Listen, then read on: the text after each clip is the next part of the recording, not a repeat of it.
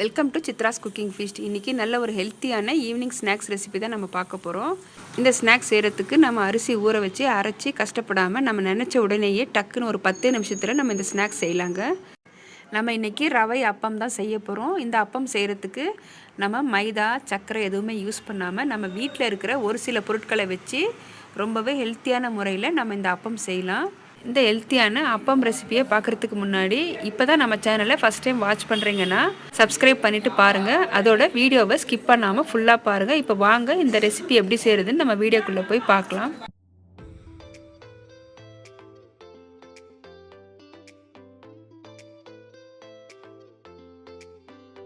First ஒரு mixie jar எடுத்துக்கலாங்க. இதில் வறுத்த ரவை வறுக்காத ரவை எதுவாக இருந்தாலும் 1 கப் அளவுக்கு சேர்த்துக்கலாம். நான் வந்து மெஷரிங் கப்பில் 1 கப் அளவுக்கு ரவை சேர்த்துக்கிறேன். நீங்கள் டம்ளரில் கூட அளந்துக்கலாம். ரவை சேர்த்துட்டு 1/2 கப் அளவுக்கு ஃப்ரெஷ்ஷான துருவின தேங்காய் சேர்த்துக்கிறேன்.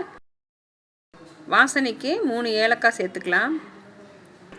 அரிசி மாவு 2 டேபிள் ஸ்பூன் அளவுக்கு சேர்த்துக்கலாம். வறுக்காத அரிசி மாவு தான் 2 டேபிள் ஸ்பூன் அளவுக்கு சேர்த்துக்கலாம். இப்போ அரிசி மாவு எடுத்த அதே ஸ்பூனில் 2 டேபிள் ஸ்பூன் அளவுக்கு கோதுமை மாவு சேர்த்துக்கலாம். இப்போ இங்கே பார்த்தீங்கன்னா ரவை எடுத்த அதே கப்பில் 1 கப் அளவுக்கு வெல்லம் சேர்த்துருக்கேன். வெல்லம் சேர்த்துட்டு 1 கப் அளவுக்கு தண்ணி சேர்த்து நல்லா வெல்லத்தை கரைச்சிட்ருக்கேன். இது வெல்லம் நல்லா வந்து கரைஞ்சி வரணும். பாகுபதம் எதுவும் பார்க்க தேவையில்லை. வெல்லம் கரைஞ்சால் மட்டும் போதும். வெல்லம் கரைஞ்சதும் நம்ம வந்து ஃபில்டர் பண்ணிக்கலாம். ஒரு பிஞ்ச் அளவுக்கு நம்ம உப்பு சேர்த்துக்கலாம். உப்பு சேர்த்துட்டு ஒரு 1/4 டீஸ்பூன் அளவுக்கு பேக்கிங் சோடா சேர்த்துக்கலாம், சமையல் சோடா. இப்போ வெல்லம் பார்த்திங்கன்னா நல்லா கரைஞ்சி வந்திருக்கு. இப்போ நான் ஃபில்டர் பண்ணி எடுத்துக்க போகிறேன்.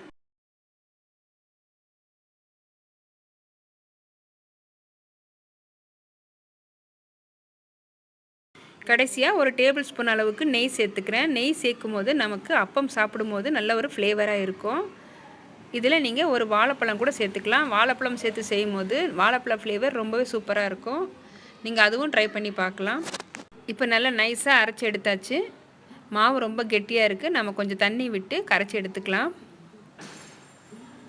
ஒரு மிக்சிங் பவுலில் சேர்த்துக்கிறேன்.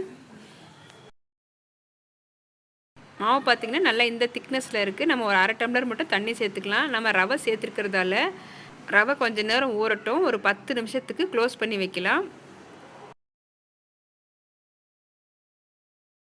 அப்பம் செய்கிறதுக்கு நான் எண்ணெய் ஊற்றி வச்சுருக்கேன். நல்லா காஞ்சிட்ருக்கு.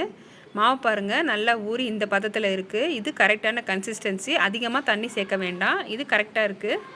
இப்போ ஒவ்வொரு கரண்டியாக நம்ம மாவு சேர்த்துக்கலாம். மாவு வந்து ஒரே இடத்துல நீங்கள் ஊற்றும் போது கரெக்டாக நமக்கு அதுக்கு ஷேப் கிடைக்கும்.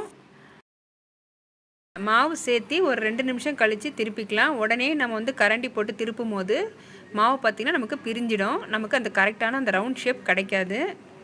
இப்போ ஒரு 2 நிமிஷம் கழித்து நம்ம வந்து திருப்பிக்கலாம். இப்போ அடுத்த அப்பம் ஊற்றி எடுத்துக்கிறேன். எல்லாமே இதே போல் நம்ம ஃப்ரை பண்ணி எடுத்துக்கலாம். ஸ்டவ் வந்து கண்டிப்பாக மீடியம் ஃப்ளேம்லேயே வச்சு ஃப்ரை பண்ணி எடுத்துக்கோங்க. அப்போ தான் நமக்கு வந்து மேலே நல்லா கிறிஸ்பியாகவும் உள்ளே நல்லா வெந்து வரும். நம்ம இந்த அப்பம் பார்த்திங்கன்னா செய்கிறதுக்கும் ரொம்ப ஈஸி, சாப்பிட்றதுக்கும் பார்த்திங்கன்னா டேஸ்ட் வேறு லெவலில் இருக்கும். கண்டிப்பாக ட்ரை பண்ணி பாருங்கள். இந்த வீடியோ உங்களுக்கு பிடிச்சிருந்ததுன்னா வீடியோக்கு லைக் பண்ணுங்கள், ஷேர் பண்ணுங்கள், கமெண்ட் பண்ணுங்கள். மறக்காமல் சித்ராஸ் குக்கிங் ஃபீஸ்ட் சேனலை சப்ஸ்கிரைப் பண்ணிவிட்டு கூடவே பெல் பட்டனை ப்ரெஸ் பண்ணி வச்சுக்கோங்க. அப்போ தான் நான் போடுற லேட்டஸ்ட் வீடியோஸ் வந்து உங்களுக்கு நோட்டிஃபிகேஷனாக வரும். தேங்க்ஸ் ஃபார் வாட்சிங்.